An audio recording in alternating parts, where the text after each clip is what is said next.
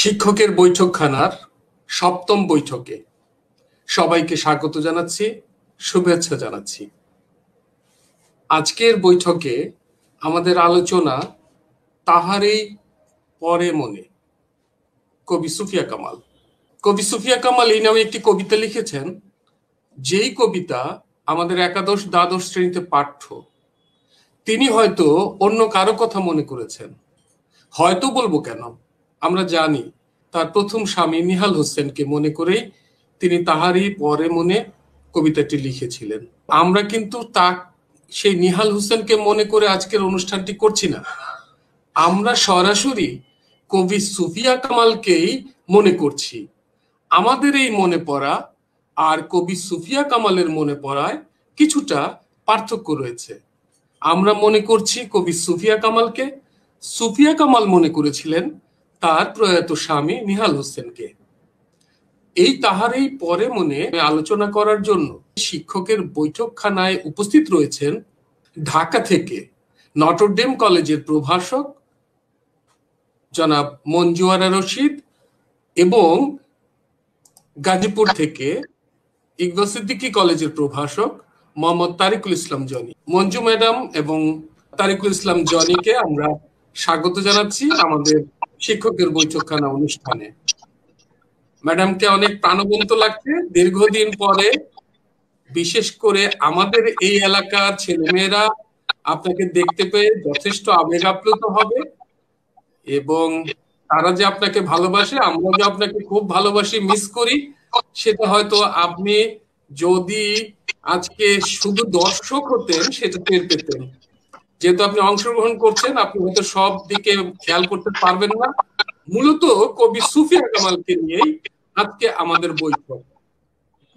আমাদের ইচ্ছে ছিল শুরুতেই যে এই বৈঠক হবে পাঠ্যপুস্তকে সুফিয়া কামাল, কিন্তু পরবর্তীতে আমরা শিরোনামটা পরিবর্তন করেছি, বিশেষ করে একাদশ দ্বাদশ শ্রেণীর ছেলে মেয়েদের কথা ভেবে। এই করোনা কালে তারা সরাসরি ক্লাস করতে পারছে না। যে ছেলে মেয়েরা আজকের এই অনুষ্ঠানটি দেখছে তাদের হয়তো অনেকেরই স্বপ্ন ছিল যে তারা নটরডেম কলেজে পড়বে কখনো, কিন্তু তারা পড়তে পারেনি, আর মেয়েদের পক্ষে তো সম্ভবই না।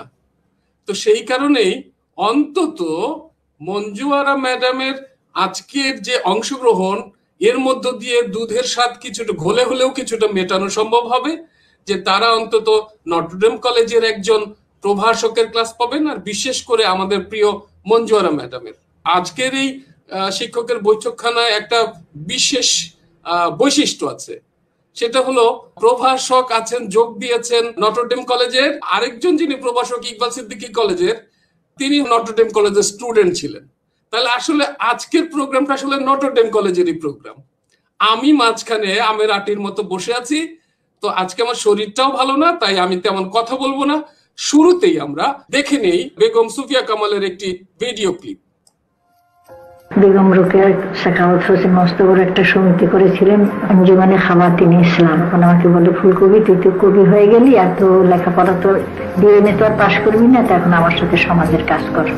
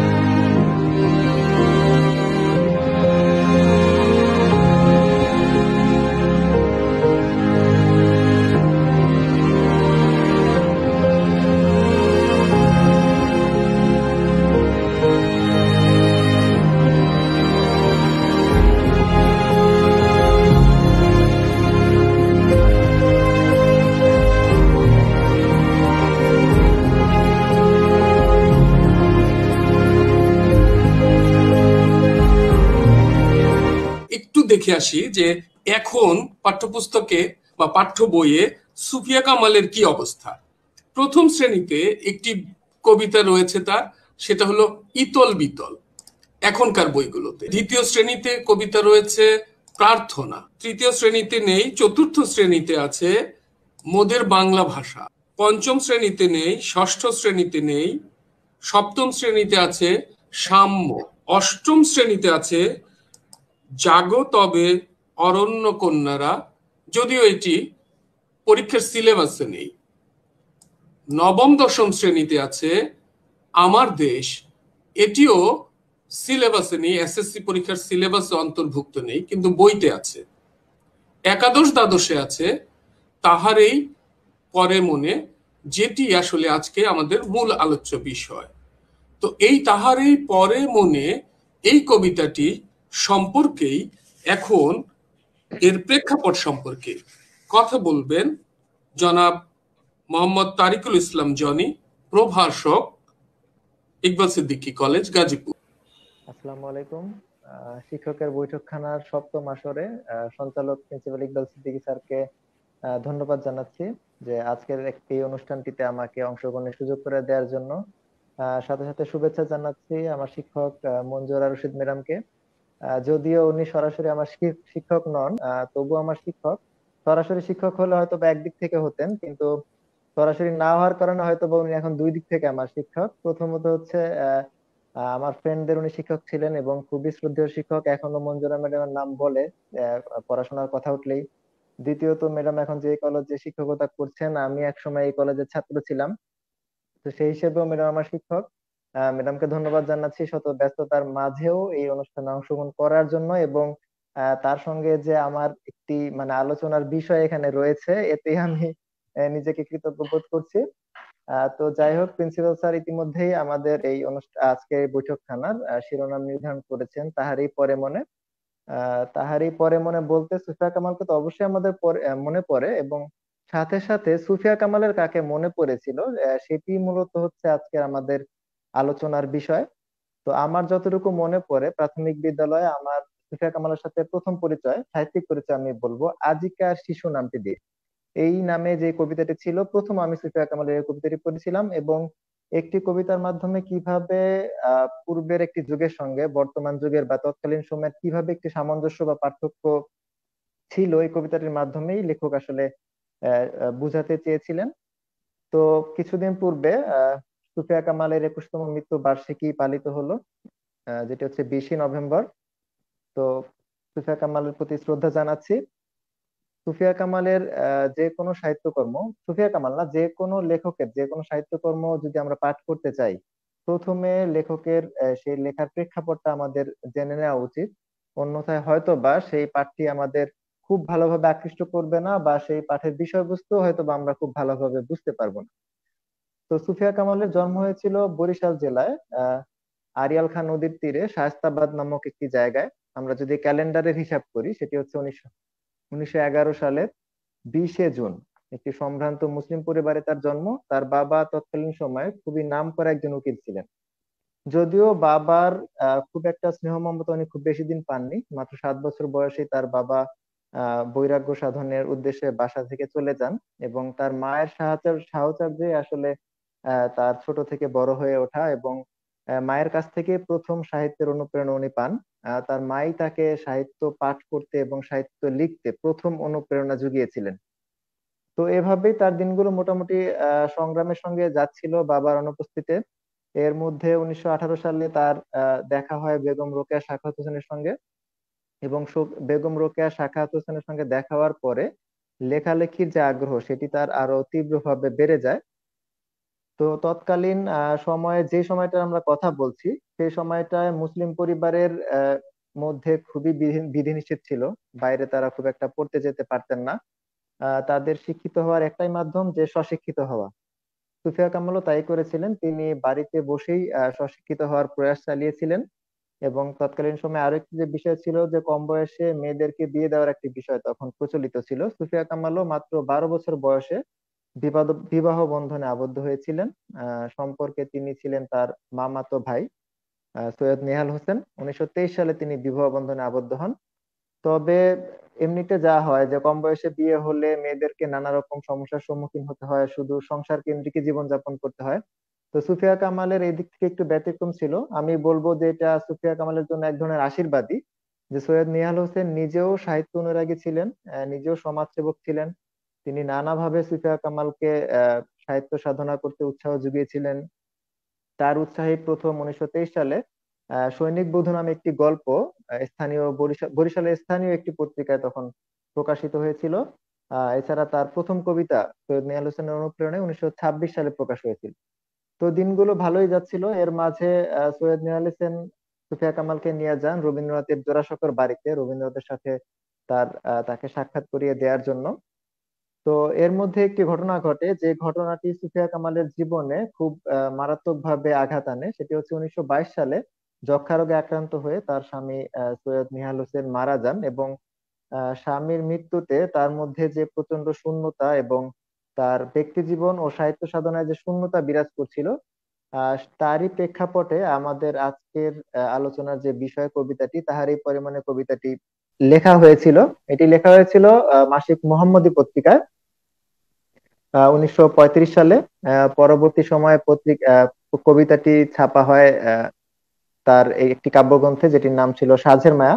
এক্ষেত্রে একটু বলে রাখি যে উনি বরিশাল থেকে যখন ঢাকায় চলে আসেন, বরিশাল থেকে ঢাকায় চলে আসার পর ধানমন্ডিতে উনি যে বাড়িতে উঠেছিলেন সে বাড়ির নামও কিন্তু সাঁঝের মায়া ছিল।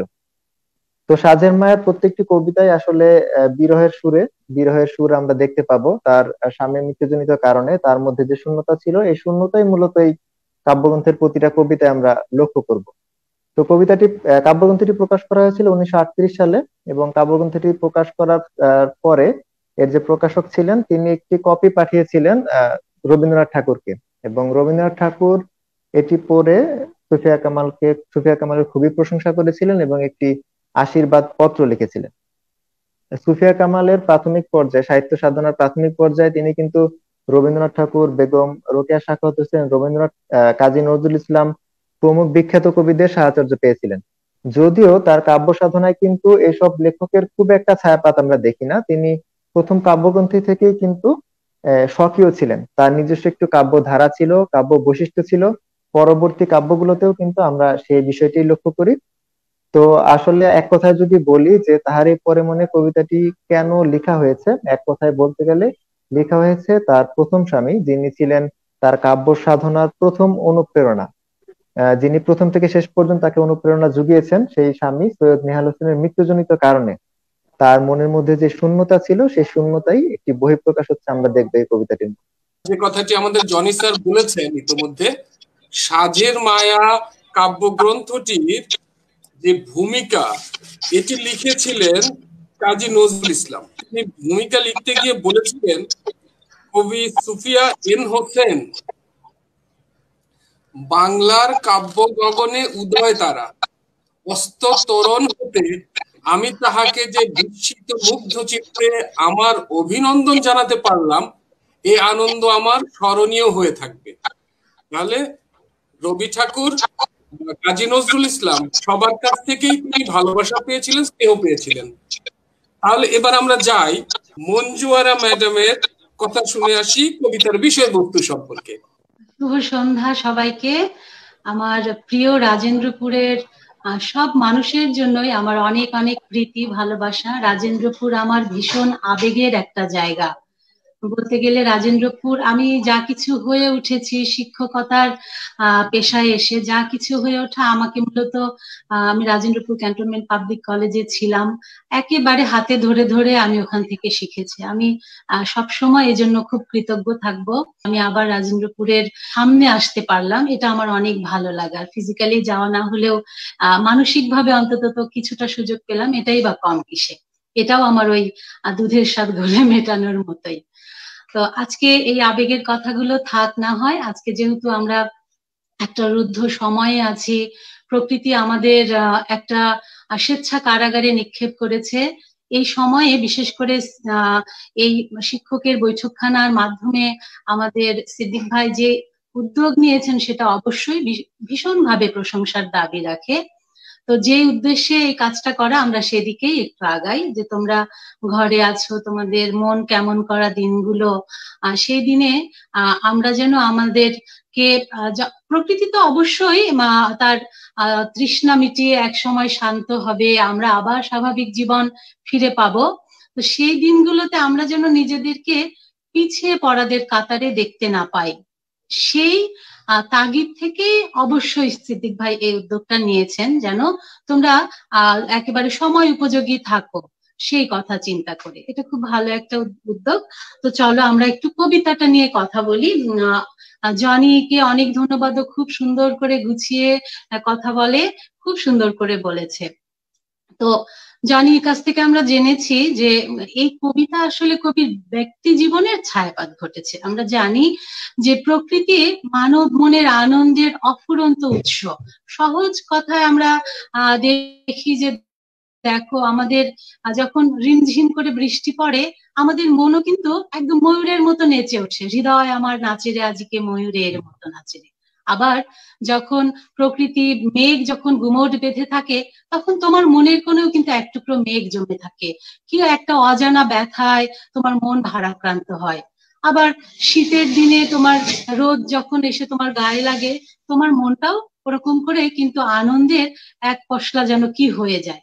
অর্থাৎ আমি যেটা বলতে চাইছি, আমরা এই অনুভবগুলো থেকে আমরা বুঝতে পারি যে প্রকৃতি আমাদের মনের উপরে একটা বড় ভূমিকা রাখে। আমরা এই কবিতাটায় এই যে সাধারণ একটা ব্যাপার, স্বাভাবিক বা প্রকৃতিগত যে একটা ব্যাপার, যে মানব মনের ওপরে প্রকৃতির প্রভাব অপরিসীম, সেই ব্যাপারটাকে আমরা দেখব যে একটু ভিন্ন ব্যঞ্জনায় এখানে ফুটে উঠেছে। দেখো, আমরা জানি যে আমাদের শিল্পী, সাহিত্যিক, সাংবাদিক এরা ভীষণভাবে অনুভূতিপ্রবণ, স্পর্শকাতর, সেন্সিটিভ। তো আমাদের চারপাশে যা কিছু হয় আমরা সাধারণ চোখে সেটা দেখতেই পাই না, কিন্তু দেখবে যে এই কবি, সাহিত্যিক বা সাংবাদিকেরা সেটাকে কিন্তু গভীরভাবে পর্যবেক্ষণ করেন এবং তাদেরকে খুব ভালো করে এগুলো অন্য রকম করে তাদেরকে কিন্তু এই ব্যাপারগুলো প্রভাবিত করে। সে কারণে তারা সৃষ্টির নেশায় মেতে ওঠেন। সাংবাদিক তার লেখার মধ্য দিয়ে, কবি সাহিত্যিকেরা তার লেখার মধ্য দিয়ে তাদের নিজস্ব স্টাইলে। আবার অন্যদিক দিয়ে দেখো যে প্রকৃতির কথা বলেছি, যে মানব মনের উপরে প্রকৃতির প্রভাব অপরিসীম। তো আমরা যদি আমাদের এই বাংলাদেশের কথাই জানি, ঋতুভিত্তিক আমাদের যে প্রকৃতি, এই 6টা ঋতু, এর মধ্যে আমাদের মানব মনের উপরে প্রভাব বিস্তার করবার জন্য সবচেয়ে বেশি আয়োজন উপাচার কার আছে? বসন্ত ঋতুর। তাহলে এই কারণেই বসন্তকে ঋতুর রাজা বলা হচ্ছে। তাহলে আমরা দুটো দিক দেখলাম, এক হচ্ছে যে প্রভাবিত হবার মতো সেন্সিটিভ হচ্ছে কবি সাহিত্যিকেরা, শিল্পীরা বেশি, সাংবাদিকেরা বেশি। আমাদের সুফিয়া কামাল একজন শিল্পী, একজন লেখক। আবার অন্যদিকে প্রভাবিত করার ক্ষমতা হচ্ছে বসন্ত ঋতুর সবচেয়ে বেশি। তাহলে দুজনাই কিন্তু চূড়ান্ত একটা জায়গায় আছে, একজন প্রভাবিত হবার ক্ষেত্রে, আরেকজন প্রভাবিত করবার ক্ষেত্রে। তাহলে সাধারণভাবেই যে বসন্ত আসবে আর কবি সেটাকে নিয়ে তার রচনার মধ্য দিয়ে তুলে ধরবেন, বন্দনা করবেন, এটাই খুব স্বাভাবিক। কিন্তু এই কবিতায় আমরা দেখতে পাবো কবি সুফিয়া কামাল তার বসন্ত এসে গেলেও আমরা তো এটা বুঝতেই পারি যে কবিদের কাছে বসন্ত কত প্রিয় ঋতু, কত পছন্দের ঋতু। আমরা কবিতার ব্যাখ্যায়ও সেটা দেখতে পাবো যে তিনি বলেছেন, অলখের তরি বাহিয়া, অলখের পাথার বাহিয়া তরি তার এসেছে কি। আমরা দেখবো যে কত দীর্ঘ প্রতীক্ষার মধ্য দিয়ে যেন বসন্তের আগমন ঘটে, অথচ এই দীর্ঘ প্রতীক্ষিত ঋতু প্রকৃতির বুকে এসে গেলেও কবি সুফিয়া কামাল সেটা টেরই পাননি। তিনি বলছেন তাই যে আমি বুঝতে পারি নাই যে প্রকৃতির বুকে বসন্ত এসে গেছে, এবং সে কারণে বসন্তকে নিয়ে বন্দনা করেননি। কবির বন্দনা মানে তার রচনা, তার লেখা। তো প্রতিবারই কবি ভক্ত কবির লেখা কবিতা দিয়ে বসন্তকে বরণ করে নেন। তোমরা দেখো, আমাদের বৈশাখ এলে এসো হে বৈশাখ, এই গানটা না গেলে যেমন আমাদের চলেই না, বৈশাখকে বরণ করাই হয় না। একইভাবে বসন্ত এলে আহা আজিয়ে বসন্তে, এই গানটা ছাড়া যেন আমাদের চলেই না। হ্যাঁ, এরকম। তো এই কবি ভক্ত কবির কবিতা এত পছন্দ করেন যে প্রকৃতির বুকে বসন্ত এসে গেলেও সুফিয়া কামাল তাকে নিয়ে কবিতা রচনা না করায় তিনি ভীষণভাবে কষ্ট পেয়েছেন, এবং তিনি কবিকে অনুরোধ করছেন, কবিকে বলছেন, এবং কবি ভক্ত বলছেন, আর কবি এই কথাগুলো উত্তর দেবার চেষ্টা করছেন। কিন্তু আমরা দেখব যে তিনি তার যে প্রকৃত কারণ, সেই প্রকৃত কারণটা তিনি বলতে চাচ্ছেন না। খুব স্বাভাবিকভাবেই তিনি ব্যক্তিত্ববান, তার ব্যক্তিগত জীবনে, এটা তো একান্ত ব্যক্তিগত ঘটনা। জনি স্যার বলেছেন যে তার প্রথম স্বামী সৈয়দ নেহাল হোসেনের আকস্মিক মৃত্যু 1932 সালে তিনি মারা যান। সেই আকস্মিক মৃত্যু বেদনায় তিনি এতটাই ভারাক্রান্ত আছেন যে বাইরের প্রকৃতিতে বসন্ত এসে গেলেও তিনি সেটাকে নিয়ে কবিতা রচনা করতে পারছেন না। এই রকম সময়ে বঞ্চিত কবি ভক্ত কবিকে প্রশ্ন করছে, কবি উত্তর দিচ্ছেন, কবিকে প্রশ্ন করছেন, কবি উত্তর দিচ্ছেন। এভাবে সংলাপের মধ্য দিয়ে, দুজনার সংলাপ, কবি ভক্ত আর কবি সংলাপের মধ্য দিয়ে এই কবিতাটা আবর্তিত হয়েছে। কবি সুফিয়া কামালের যে ভিডিও ক্লিপটি একটু আগে দেখেছি, তারপরের অংশটা আমরা একটু দেখব এখন।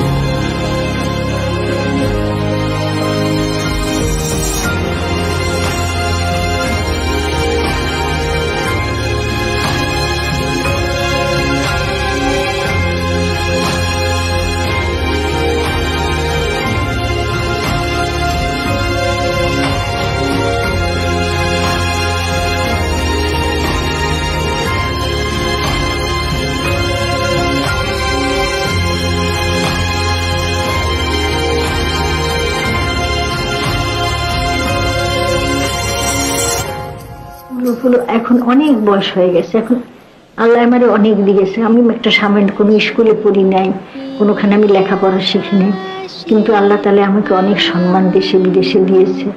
সবচেয়ে বড় সান্ত্বনা আমার এটা, গৌরবে বলতে পারো আমার 5টি বাচ্চা কারোর কাছে হাত পাতে নেই, কোনোদিন কোনো সরকারের সাহায্য নেয়নি। তারা নিজে নিজে আত্মপ্রতিষ্ঠায় প্রতিষ্ঠিত হয়েছে, কোনোদিন হাত পেতে তাদের জন্য কিছু ভিক্ষা করেনি। এটা আমার পরম শান্তি, পরম শান্তি।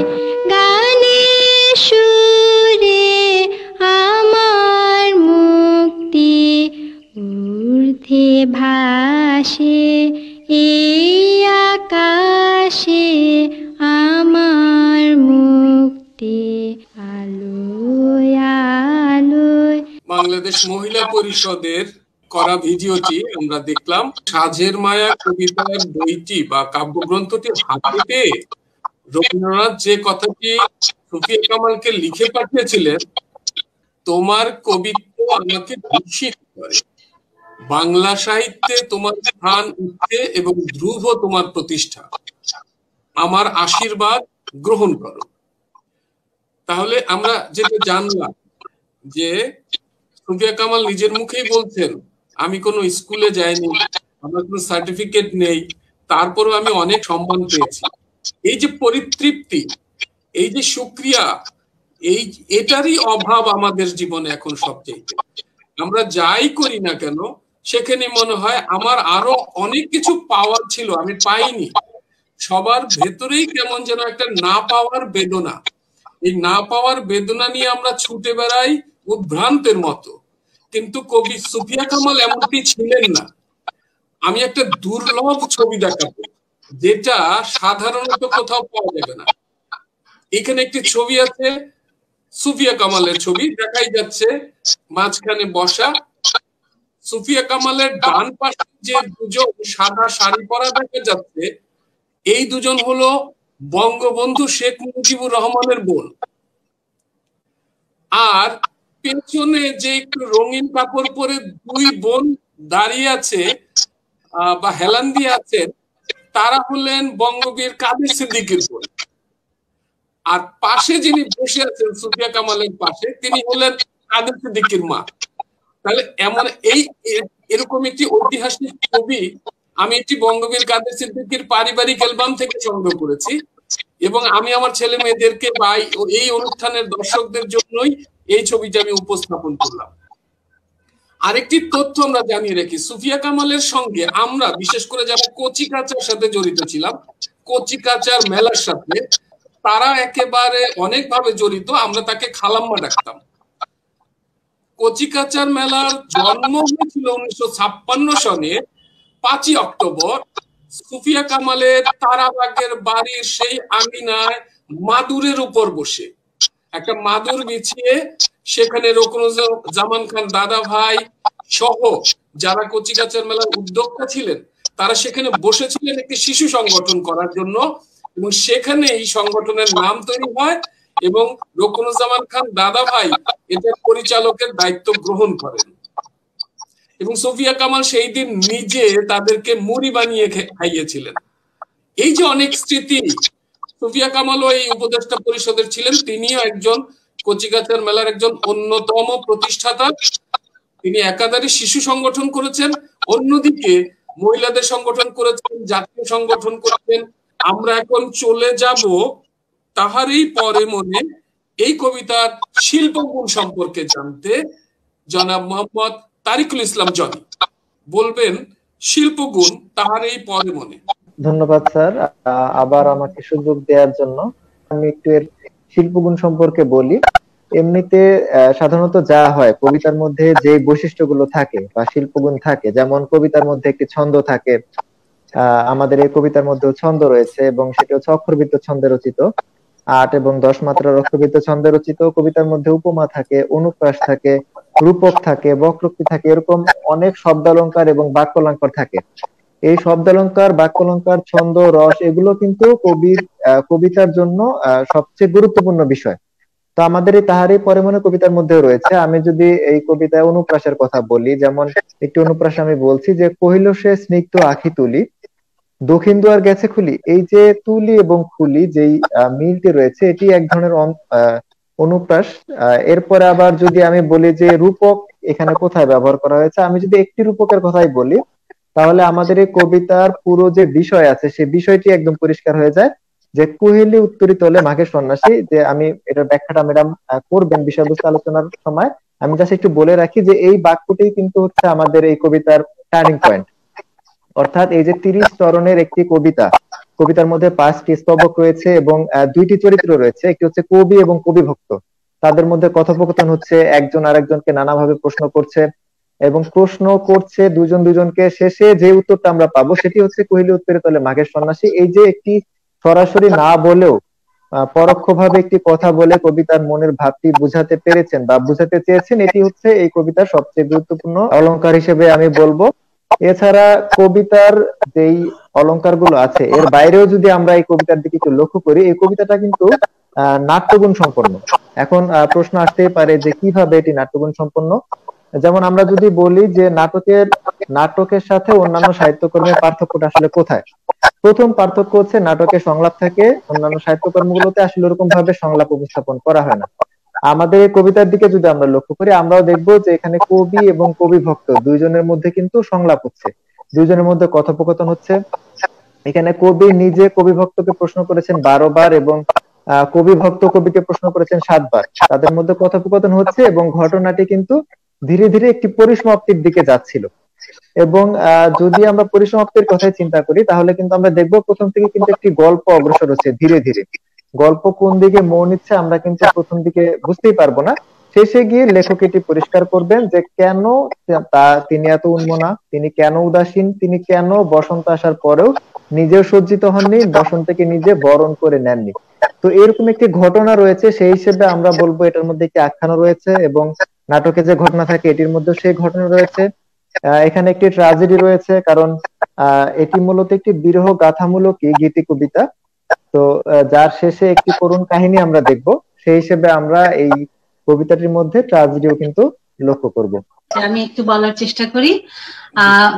দেখো, আমি বাচ্চাদেরকেই বলছি, যেহেতু আমার মূল শ্রোতা তারা আজকে, তো আমরা এবার কবিতাটা একটু বিশ্লেষণ করবার চেষ্টা করি। কিন্তু পুরো কবিতা, আমাদের যে সময়ের কথা ভাই বললেন, ওটা তো আসলে সম্ভব না। আমি প্রথম দিকটা একটু দ্রুত যে আমি রূপকটা একটু ব্যাখ্যা করব, কারণ ওটাই আমাদের বোঝবার অনেকখানি ব্যাপার রাখে। ওখান থেকে আমাদের উচ্চতর দক্ষতা বলো বা ওখান থেকে যে শুধু বাচ্চারা না, বাচ্চাদের বাবা মায়েরাও অনেকে দেখছে আপনাকে এবং আপনি কথা শুনছে অনেকে। পরম সৌভাগ্য। তাহলে আমি একটু কবিতার বিশ্লেষণে চলে যাচ্ছি। আমরা নিশ্চয়ই আমাদের মাথার মধ্যে আছে যে কবি ভক্ত বঞ্চিত হয়েছেন কবির কবিতা থেকে, যার কারণে তিনি বসন্তকে বরণ করতে পারছেন না। সেই কবি ভক্ত, বঞ্চিত কবি ভক্ত বা পাঠক কবিকে প্রশ্ন করছেন এভাবে, হে কবি নীরব কেন? ফাগুন যে এসেছে ধরায়, বসন্তে বরিয়া তুমি লবে নাকি তব বন্দনায়? কবি ভক্ত বলছেন যে প্রকৃতির বুকে তো বসন্ত এসে গেছে, তুমি তাকে বরণ করে নেবে না তব বন্দনায়, তোমার বন্দনা গীতিতে। কবির বন্দনা মানে তার কবিতা। তো তুমি বসন্তকে বরণ করে নিবে না তোমার লেখায়? এ কথা শুনে কবি বলছেন, কহিল সে স্নিগ্ধ আঁখি তুলি। স্নিগ্ধ কেন? তার আঁখিটা কেন স্নিগ্ধ? আঁখিটা এসেছে কোথা থেকে? আমাদের ব্যুৎপত্তি গুলো কিন্তু জানতে হবে। অক্ষি থেকে এসেছে আঁখি। তো এই যে তিনি আঁখি স্নিগ্ধ, তার কারণ আমরা ধরে নিতে পারি যে তিনি তার সেই প্রিয় মানুষটা হারানোর বেদনায় এতটাই ভারাক্রান্ত হয়ে আছেন যে তিনি আসলে তার কান্না লুকিয়ে এসেছেন এখানে। কবি ভক্তের উত্তর দিতে গিয়ে তিনি তার চোখের পানি মুছে এসেছেন, তাই তার চোখ ভেজা ছিল, সে কারণেই তার স্নিগ্ধ চোখ। স্নিগ্ধ আঁখি তুলি বলছেন, দক্ষিণ দুয়ার গেছে খুলি, বাতাবি নেবুর ফুল ফুটেছে কি আমের মুকুল, দক্ষিণা সমীর তার গন্ধে গন্ধে হয়েছে কি অধীর আকুল। এখান থেকে কিন্তু একটা প্রশ্নও আসে যে এই কবিতায় কার সংলাপের মধ্য দিয়ে আমরা বসন্তের বৈশিষ্ট্যগুলো দেখতে পাই। আমরা এখানেও দেখব যে সুফিয়া কামালি কিন্তু বসন্তের বৈশিষ্ট্যগুলো বর্ণনা করছেন, আবার পরের আরেকটা প্যারাতেও দেখব যে তার কথাতেই কিন্তু বসন্তের বন্দনা আসছে। তিনি কি বলছেন? বসন্ত এলে যা যা হয় সেসব কি হয়েছে, কি কি হয় তিনি বলেছেন, দক্ষিণা দুয়ার গেছে খুলি। অর্থাৎ বলছে যে বসন্ত এলে যে বাতাবি নেবুর ফুল ফোটে, আমের গাছে মুকুল আসে, দক্ষিণ দিক থেকে যে বাতাস প্রবাহিত হয়, অর্থাৎ বসন্তের যে স্বাভাবিক বৈশিষ্ট্য, সেই বৈশিষ্ট্যগুলো কি সব শুরু হয়েছে। আর এই আমের মুকুল আর বাতাবি নেবুর ফুলের গন্ধ আমরা জানি, বিশেষ করে রাজেন্দ্রপুরের দুটো জিনিসই ভীষণ। হ্যাঁ, তো এই যে শীতের শেষে যে প্রকৃতির বুকে যে এই পালা বদলের যে ব্যাপারগুলো আসে, বিশেষ করে আমের মুকুলের তীব্র গন্ধ, বাতাবি নেবুর ফুলের যে তীব্র গন্ধ, এটা একটা মোহ জাগানিয়া গন্ধ, এক ধরনের মাদকতা আছে। তো কবি সুন্দর করে উপস্থাপন করছেন যে তাদের গন্ধে পাগল হয়ে আমাদের দক্ষিণ দিক থেকে যে বাতাসটা আসে সে অনিয়মিত প্রবাহিত হয়। সেটা কি হচ্ছে? দক্ষিণা সমীর তার গন্ধে গন্ধে হয়েছে কি অধীর আকুল। দক্ষিণা কথাটাও এসেছে দক্ষিণ থেকে, যে দক্ষিণ দিক থেকে প্রবাহিত বাতাসটা কি এই আমের মুকুল আর বাতাবি নেবুর ফুলের গন্ধে উতলা হয়ে গেছে, অধীর হয়েছে। এ কথা শুনে কবি ভক্ত ভীষণ অবাক হয়েছেন, বলছেন, এখনো দেখনি তুমি? কেন কবি আজ এমন উন্মনা তুমি? কোথা তব নব পুষ্প সাজ? বলছে কবিকে যে তুমি কেন এরকম উন্মনা হয়ে আছো। উন্মনা হচ্ছে আনমনা, আমরা আনমনা হিসেবেই জানি। তুমি কেন এরকম হচ্ছে অন্য মনস্ক হয়ে আছো, তোমার কি হয়েছে? কোথা তব নব পুষ্প সাজ, তুমি এগুলো কেন দেখোনি? তুমি প্রতি বছর তো বসন্ত এলে বসন্তের ফুল দিয়ে নতুন করে তুমি তোমার নিজের শরীর সাজাও, তোমার গৃহ প্রাঙ্গণ সাজাও, তোমার কাব্য শরীর সাজাও, এবার তোমার সেই সাজসজ্জা কোথায়? এ কথা শুনে কহিল সে সুদূরে চাহিয়া, অর্থাৎ অন্য মনস্ক ভাবে বলছে, সে চেয়ে আছে এখানে, কিন্তু তার দৃষ্টি একদম সীমার বাইরে, সামনে নাই। কি বলছেন? অলখের পাথার বাহিয়া তরি তার এসেছে কি, বেজেছে কি আগমনী গান, ডেকেছে কি সে আমারে, শুনি নাই রাখিনি সন্ধান। দেখো, কবি বসন্ত কে এই কারণে খেয়াল করেননি যে বসন্ত তার প্রিয় না, বরং আমরা তার এই বর্ণনার মধ্য দিয়ে সুন্দর করে বুঝতে পারছি যে বসন্ত আসলে কবির কতটা প্রিয়। যে বসন্তের এই যে 10 মাস পরে যে প্রকৃতির বুকে বসন্ত আসে, এটা তার কাছে মনে হচ্ছে দীর্ঘ একটা পথ পাড়ি দিয়ে, অর্থাৎ দূর সমুদ্র, দৃষ্টিসীমার বাইরে অলখের পাথার, পাথার মানে সমুদ্র, অলখ এসেছে অলক্ষ্য, অর্থাৎ দৃষ্টিসীমার বাইরে, অর্থাৎ দূর সমুদ্রপথ পাড়ি দিয়ে একটা ছোট্ট নৌকা আসতে, সমুদ্র পাড়ি দিতে তার যে দীর্ঘ সময় লাগে, বসন্তের আগমনটাও কবির কাছে এরকম দীর্ঘ। তার মানে কি, আমাদের প্রতীক্ষার প্রহরগুলোই তো দীর্ঘ হয়, তাই না? আমরা প্রিয় কোনো কিছুর জন্য যখন প্রতীক্ষা করি, সেই প্রতীক্ষার সময়গুলোই কিন্তু দীর্ঘ হয়। এই কথা দিয়ে আমরা বুঝতে পারি যে কবি বসন্তের আগমনের জন্য কতটা উদ্গ্রীব হয়ে থাকেন, অথচ এবার তিনি কিছুই দেখেননি।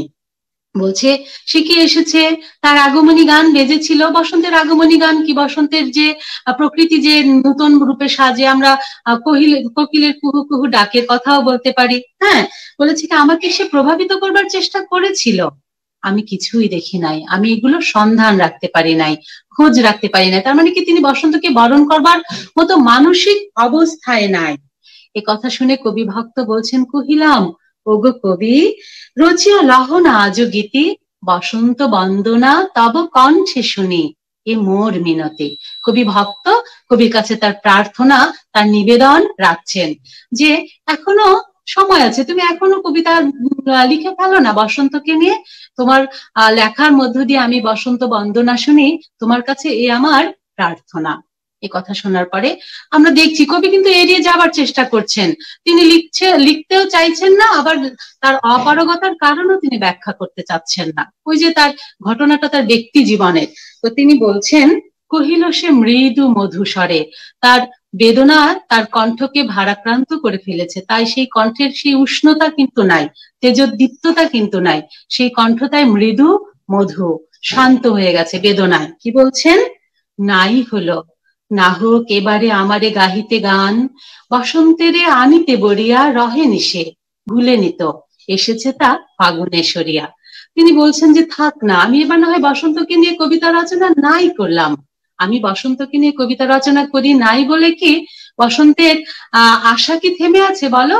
বা প্রকৃতির বুকে ফাগুন মাস এলেই যে বাংলাদেশের প্রকৃতিতে তাকে তার স্বরূপে আবির্ভূত হতে হবে, এটা তো সে জানে, এবং জানে বলে ফাগুন মাসের কথা স্মরণ রেখে সে কিন্তু প্রকৃতির বুকে আবির্ভূত হয়েছে। এ কথা শুনে এটা কি অবুঝ কবি ভক্ত, আবেগী কবি ভক্ত, কবি ভক্তের সাথে সবসময় ভক্তের সাথে কিন্তু এক ধরনের একটা হৃদয়ের একটা সম্পর্ক, আবেগের একটা সম্পর্ক দাঁড়িয়ে যায়, ওই সম্পর্ক অবুঝ একটা সম্পর্ক। সেই জায়গা থেকেই কবি ভক্ত বলছেন, ওগো কবি অভিমান করেছো কি তাই, যদিও এসেছে তবু তুমি তারে করিলে বৃথাই। কি বলছেন, যে তোমার এত পছন্দের ঋতু তোমাকে না জানিয়েই প্রকৃতির বুকে এসে গেছে বলেই কি তুমি তার উপরে অভিমান করেছো? মানে ব্যাপারটা এরকম ছোটবেলার মতো যাও, যে তোমার খুব পছন্দের মামা ফুপু চাচা অথবা তোমার খুব পছন্দের কোনো খাবার, চকলেট চিপস বাবা এনে রেখে দিয়েছেন লুকিয়ে বা ভুলে গেছেন, তারপরে তুমি যখন দেখলে তখন তুমি খুব ঠোঁট ফোলাবে না যে ও তুমি আসছো, তুমি এটা আনছো, আমাকে জানালে না, যাও আমি এটা নিব না, যাও তোমার সাথে কথা বলবো না। মানে এরকম এরকম একটা অবুঝ আদরের আবেগের একটা সম্পর্ক, যে তুমি তোমাকে না বলে চলে এসেছে তোমার এত পছন্দের ঋতু, তুমি কি সে কারণেই অভিমান করে আছো? তো তারপরে বলছে, যদিও এসেছে তবু তুমি তারে করিলে বৃথাই। কি বলছে, যে কবি ভক্ত কবির কবিতা কতটা পছন্দ করেন, যে এইখানে তার প্রমাণ। এটা অনেক বড় একটা পাওয়া একজন কবির জন্য, তার ভক্ত তাকে এত এত আবেগ মিশিয়ে বলছে যে যদিও প্রকৃতির বুকে বসন্ত এসেছে, কিন্তু তুমি তাকে নিয়ে কবিতা রচনা করো নাই বলে তার আবেদন বা তার আগমন তুমি ম্লান করে দিয়েছো, বৃথা করে দিয়েছো, ব্যর্থ করে দিয়েছো। এ কথা শুনে কবি গায়েই মাখলেন না, কারণ কবি খেয়াল করছেন, আসলে তো কবি তো দেখছেন যে বসন্ত এসেছে, কিন্তু আসলে তিনি তাকে বরণ করতে পারছেন না তার মানসিক অবস্থার কারণে। তো তিনি বলছেন, সে কথা গায়ে না মেখে পরম হেলায় তিনি বললেন, বৃথা কেন, ফাগুন বেলায় ফুল কি ফোটেনি শাখে, পুষ্পারতি লভে নিকি ঋতুর রাজন, মাধবী কুড়ির বুকে গন্ধ নাহি করে নাই অর্ঘ্য বিরাজন। আমরা কিন্তু আবার দেখছি বসন্তের সেই বৈশিষ্ট্যগুলো। বসন্ত এলে প্রকৃতি কি করে দেখো, যে ঋতুর রাজা হচ্ছে বসন্ত, সেই ঋতুর রাজাকে, রাজা বা সম্মানিত কেউ আসলে আমরা তাকে আমাদের প্রাণের অর্ঘ্য নিবেদন করবার চেষ্টা করি, আমাদের যতটুকু সাধ্য তা দিয়ে। হ্যাঁ, তোমরা দেখো আমাদের শিক্ষা প্রতিষ্ঠানে কোনো বিশেষ কেউ এলে আমরা তাকে ফুল দিয়ে বরণ করি। হ্যাঁ, তো ঠিক একইভাবে যে প্রকৃতি যেহেতু, প্রকৃতির বা ঋতুর রাজা যেহেতু বসন্ত, সে যখন আসবে প্রকৃতি তো তাকে খালি হাতে বরণ করতে পারে না, তার আবেগী হৃদয় আর সে তখন কি করে, তার শাখায় শাখায় ফুল দিয়ে একেবারে সজ্জিত করে ফেলে। কিসের জন্য? ওই যে তোমাদের শিশুদের আমরা যেমন করে বিশেষ কেউ আসলে দুপাশে হাতে ফুল দিয়ে সাজুগুজু করিয়ে দাঁড় করিয়ে রাখি, এরকমই যেন একটা অবস্থা। তো বলছে যে তুমি কেন এই কথা বলছো যে আমি তার বসন্তকে নিয়ে কবিতা রচনা করি নাই বলে তার আগমনকে আমি বৃথা করে দিয়েছি? দেখো তো কোথায় অস্বাভাবিকতা আছে। তুমি দেখো ফুল কি ফোটেনি শাখে শাখায় শাখায়, কি ফুলেরা ফোটে নাই? এই ফুলরা কেন ফুটেছে? পুষ্পারতি লভেনি কি ঋতুর রাজন। এই ফুল দিয়ে পুষ্পের আরতি, সমাসবদ্ধ একটা শব্দ। আমরা জানি শব্দ গঠনের নানান প্রক্রিয়া আছে, তার মধ্যে সমাস একটা। তো এই সমাসবদ্ধ শব্দটা হচ্ছে পুষ্পের আরতি, ষষ্ঠী তৎপুরুষ সমাস। এখন বলছে যে এই ফুল দিয়ে কি আরতি বা শ্রদ্ধা নিবেদন করেনি? আমরা পূজা মণ্ডপে দেখি দেবী এলে তাকে যেমন ধূপ ধুনো দিয়ে আমরা আরতি নিবেদন করি, এটা আসলে আমাদের অন্তরের শ্রদ্ধা, এটা একটা প্রকাশ। তো বলছে যে কি বলে নাম, ঋতুর রাজাকে শ্রদ্ধাঞ্জলি দেবার জন্য গাছে গাছে কি ফুল ফোটেনি? সেটা দিয়ে কি তার শ্রদ্ধাঞ্জলি নিবেদন করেনি? তারপরে কি বলছে, মাধবী কুড়ির বুকে গন্ধ নাহি করে নাই অর্ঘ্য বিরচন। বলছে যে মাধবী কুড়ির বুকে কি গন্ধ নাই? মাধবী ফুল খুব রেয়ার একটা ফুল, এই ফুলটা মাঘ মাসেই ফোটে এবং খুব অল্প সময়ের জন্য ফোটে, অসম্ভব সুন্দর তার গন্ধ, মাদকতাময় গন্ধ। বলছে যে এই মাধবী কুড়ির বুকে কি গন্ধ নাই? মাধবী ফুল কি ফোটে নাই? তার বুকে কি সেই মুগ্ধতা নিয়ে সেই যে গন্ধ, মাদকতাময় যে গন্ধ, মাতাল করা যে গন্ধ, সেটা কি নাই? করে নাই অর্ঘ্য বিরচন, অর্ঘ্য শ্রদ্ধাঞ্জলি, সে কি শ্রদ্ধাঞ্জলি নিবেদন করে নাই? কবি ভক্ত আর কোনো কথা খুঁজে পাচ্ছেন না, বলছেন হোক, তবু বসন্তের প্রতি কেন এই তব তীব্র বিমুখতা? যে বসন্তকে নিয়ে তুমি কেন এরকম উদাসীন হয়ে আছো, কি হয়েছে তোমার? তো বলছে যে সব মানলাম, স্বাভাবিক আছে, তোমার কথা ঠিক যে তার আবেদন ক্ষুণ্ণ হয়নি, সব স্বাভাবিক আছে, তারপরেও বলছে উপেক্ষায় ঋতুরাজে কেন কবি দাও তুমি ব্যথা।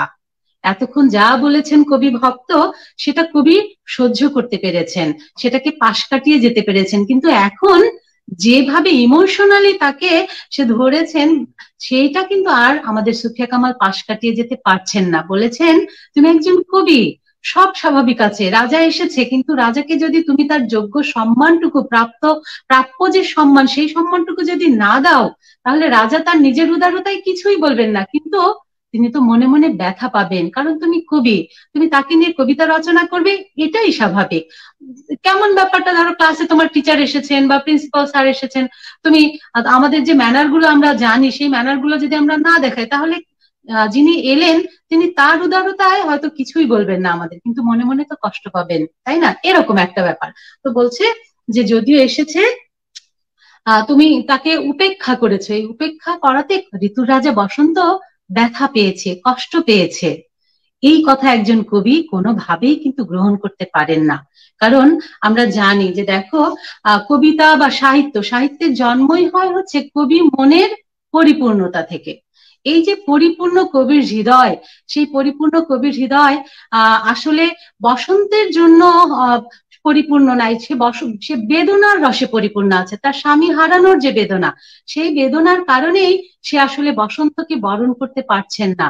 কিন্তু তারপরে একজন কবি ভক্ত যখন কবিকে এই দোষ দেন যে তুমি তাকে উপেক্ষা করেছো, আসলে তো তিনি উপেক্ষা করেননি, তার কবির হৃদয় বেদনার রসে পরিপূর্ণ হয়ে আছে বলে তিনি এটা গ্রহণ করতে পারছেন না, বরণ করতে পারছেন না, সেই কারণে আসলে তিনি কবিতাও লিখতে পারছেন, এটা তার অপারগতা। এখন তিনি আর চুপ রইলেন না, কিন্তু ওই যে বলেছি প্রচন্ড ব্যক্তিত্ববান কবি, তিনি তার ব্যক্তিগত জীবনকে পাঠকের সামনে আনবেন না, এটা খুবই স্বাভাবিক। আমরা আমাদের ব্যক্তিগত জীবনকে পাবলিক করতে চাই না, এরকমই একটা চেতনা। তো তিনি তখন দেখলেন যে এদিকে তার দায়বদ্ধতা শিল্পী হিসেবে, কবি হিসেবে, যে এই দোষ তো গায়ে মাখা যায় না, তাহলে কি করা যাবে? তখন তিনি বললেন, কিন্তু ওই যে একটা অলংকার ব্যবহার করলেন, স্যার বললেন সেটা হচ্ছে রূপক। রূপক মানে এটা হচ্ছে বলে এক বোঝায় আরেক, অর্থাৎ এই ধরনের রচনার দুটো ভাববস্তু থাকে। একটা হচ্ছে তার বাইরের বর্ণিত ভাববস্তু বা আপাত বর্ণিত ভাববস্তু, আরেকটা তার অন্তর্নিহিত ভাববস্তু। এবং বাইরের গল্পটা আসল গল্প নয়, ভেতরের যে গল্পটা ওটাই হচ্ছে আসল। তো এখানে তিনি বললেন এক, বোঝালেন আরেক। তিনি বললেন, কুহেলি উত্তরি তলে মাঘের সন্ন্যাসী চলিয়া গিয়াছে ধীরে রিক্ত হস্তে, চলিয়া গিয়াছে ধীরে পুষ্পশূন্য দিগন্তের পথে রিক্ত হস্তে, তাহারেই পরে মনে ভুলিতে পারি না কোনো মতে। তার অপারগতার কথা তিনি এবার ব্যাখ্যা করলেন, তবে কেমন করে? একটা আড়াল নিয়ে। তিনি বাইরের গল্পে আমরা মনে হচ্ছে যে তিনি মাঘের সন্ন্যাসী চলে গেছেন বলে বেদনায় ভারাক্রান্ত হয়ে আছেন এবং সে কারণে তিনি বসন্তকে বরণ করতে পারছেন না। তো মাঘের সন্ন্যাসী, মাঘ মাসকে সন্ন্যাসীর সাথে কেন তুলনা করলেন? আমাদের এই জায়গাটা খুব ইম্পর্টেন্ট একটা জায়গা, যে মাঘ মাসকে কেন তিনি সন্ন্যাসী বললেন। সন্ন্যাসীর বৈশিষ্ট্য কি বলো দেখি? সর্বত্যাগী। সে সব কিছু ত্যাগ করে চলে যায়, স্থাবর অস্থাবর সমস্ত কিছু, সন্তান স্ত্রী বাবা মা সবাইকে ছেড়ে সে চলে যায়। মাঘ মাসটাও এরকম সর্বত্যাগী। সে কি করে বলো? যাবার সময় গাছে, গাছ, তোমরা একটা গাছের চেহারা চিন্তা করো, যে পুত্রহীন, কি বলে, পুষ্পহীন পত্রহীন, অর্থাৎ তার না আছে ফুল না আছে পাতা, একদম শুধু কঙ্কালটা আছে। তাহলে সে নিঃস্ব হয়ে রিক্ত হয়ে চলে যায়, এবং যাবার সময় কি সে কিছু নিয়ে যায়? নেয় না। এই যে সন্ন্যাসীর যেমন সর্বত্যাগী, এই মাঘ বা শীতকালটাও এরকম সর্বত্যাগী ঋতু। এই সর্বত্যাগীর কারণে দুটাকে মিলে তিনি বললেন যে কুহেলি উত্তরি তলে, কুহেলি মানে কুয়াশা, উত্তরি মানে চাদর, কুয়াশার চাদর মুড়ি দিয়ে কি চলে গেছে? শীতকাল চলে গেছে। এটা হচ্ছে তার বাইরের গল্পটা, যে কুয়াশার চাদর মুড়ি দিয়ে শীতকাল চলে গেছে, তাই তাকে আমি ভুলতে পারছি না, তাকে হারানোর বেদনায় আমি লিখতে পারছি না। কিন্তু তিনি বললেন কি, বোঝালেন হচ্ছে যে এই শীত সর্বত্যাগী, তার জীবনে এরকম একটা রিক্ততা এসে ছুঁয়েছে। সেই রিক্ততা তার প্রথম স্বামী সৈয়দ নেহাল হোসেনের মৃত্যু। এই মৃত্যু তাকে হারানোর যে বেদনা, এটাও তাকে কি করেছে? রিক্ত করেছে, নিঃস্ব করেছে। আবার নেহাল হোসেন যে চলে গেছেন, তিনিও সবকিছু ত্যাগ করে চলে গেছেন। তাহলে দেখো যে কুহেলি উত্তরি তলে মাঘের সন্ন্যাসী দিয়ে সর্বত্যাগী ঋতু শীতকে বোঝাচ্ছে, বলছে, কিন্তু বোঝাচ্ছে আসলে তার প্রথম স্বামী সৈয়দ নেহাল হোসেনের মৃত্যু। অর্থাৎ সন্ন্যাসী যেমন সর্বত্যাগী, মৃত্যুও কিন্তু তাই। আমরা সবকিছু ত্যাগ করে খালি হাতে নিঃস্ব হয়ে রিক্ত হয়ে চলে যাই কোথায়? পুষ্পশূন্য দিগন্তের পথে, না ফেরার দেশে। ওখানে কিছুই নাই। কবি তার সে প্রথম স্বামীকেও এভাবে হারিয়েছেন, এবং তার স্বামীও তাকে রিক্ত করে নিঃস্ব করে চলে গেছেন। কবিও তার বেদনায় এতটাই ভারাক্রান্ত যে বসন্তকে বরণ করবার মতো মানসিক অবস্থাতেই তিনি নাই। এভাবেই কবিতাটা শেষ হয়ে গেছে। ইতি টানতে হবে, টানার আগে শেষবারের মতো যাব জনাব তারিকুল ইসলাম জনির কাছে, তারপরে মঞ্জু ম্যামের কাছে যাব, তার গানের মধ্যে দিয়ে এই অনুষ্ঠানের সমাপ্তি ঘটবে। জনাব তারিকুল ইসলাম জনি, আপনার শেষ কথা শুনতে চাই, আজকের অনুষ্ঠানের শেষ কথা। ধন্যবাদ স্যার। সর্বশেষ আমি যে কথাটি বলতে চাই, যে আজকের শিক্ষকের বৈঠকখানা যে বিষয়ের উপরে হলো, সুফিয়া কামালের তাহারি পরে মনে, এটা হয়েছে আসলে যে কোনো কলেজের বা সব ধরনের ছাত্রদের জন্যই। তো এই প্রোগ্রামটি দেখে যদি তোমরা কিছুটা হলেও উপকৃত হও, তাহলে হয়তোবা আমাদের যে পরিশ্রম আছে, আমাদের যে চেষ্টা আছে, সেই চেষ্টাটা সার্থক হবে। যদিও 1 ঘন্টার একটা প্রোগ্রাম, একটা কবিতা ভালোভাবে বিশ্লেষণ করা, এর সুন্দর বিশ্লেষণ করা প্রেক্ষাপট অতটা ভালোভাবে হয়তো উপস্থাপন করা যায় না, তারপরেও এই সময়টুকুতে চেষ্টা করেছি যে তোমাদের কাছে কিছু তথ্য তুলে ধরা, যে তথ্যগুলো হয়তোবা তোমরা পড়তে বসলে যদি তোমরা একটু রিমেম্বার করো, তাহলে হয়তোবা তোমাদের প্রস্তুতি আরো অনেক ভালো হবে। তো শিক্ষার্থীরা, করোনাকালীন সময়ে তোমাদের পাশে আছি, আশা করি ভবিষ্যতেও থাকবো যে কোনো প্রয়োজনে। এবং যারা এতক্ষণ যাবত আমাদের শিক্ষকের বৈঠকখানা দেখেছে, তাদেরকে আন্তরিক ধন্যবাদ ও শুভেচ্ছা জানাচ্ছি। ধন্যবাদ জনাব তারিকুল ইসলাম জনি।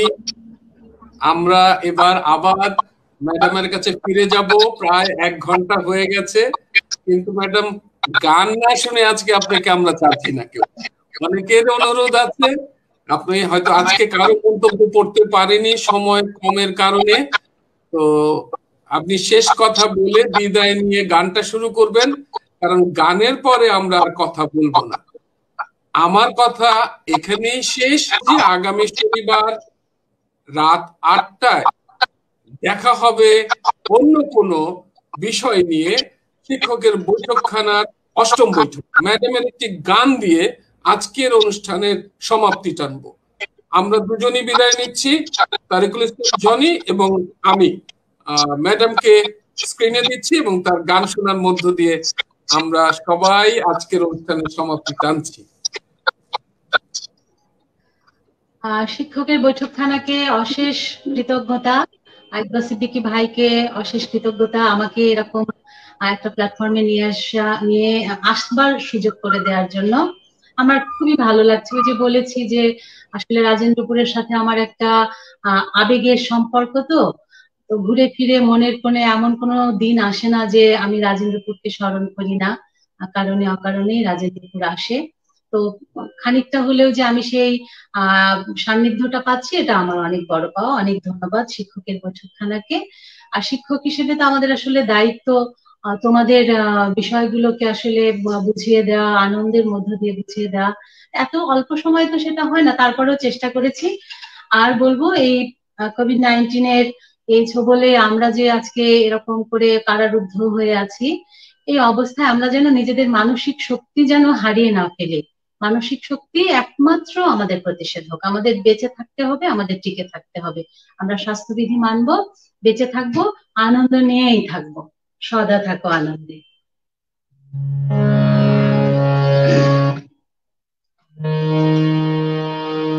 সদা থাকো আনন্দে, সদা থাকো আনন্দে, সদা থাকো আনন্দে।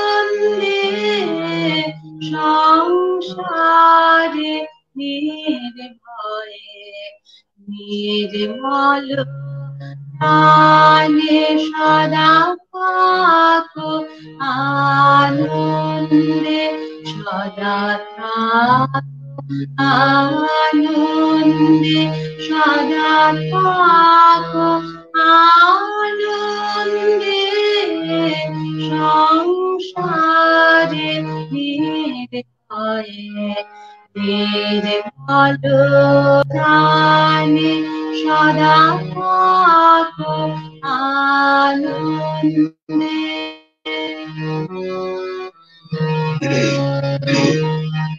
জাগো প্রাতে আনন্দে, করো কর্ম আনন্দে।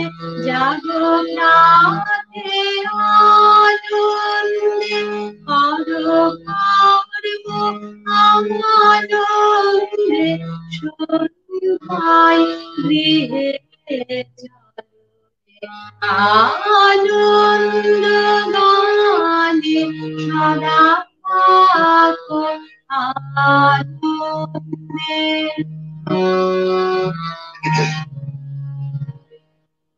সম্পদে সম্পদে থাকো কল্যাণে, থাকো আনন্দে। অপমানে সংকটে সম্পদে থাকো কল্যাণে, থাকো আনন্দে। অপমানে সবারে ক্ষমা করে থাকো আনন্দে, সবারে ক্ষমা করে থাকো আনন্দে। চিরমৃত নির্ঝরে শান্তির সমানে সদা থাকো আনন্দে, সদা থাকো আনন্দে, সদা থাকো আনন্দে। সংসারে নির্ভয়ে নির্মল প্রাণে সদা থাকো আনন্দে।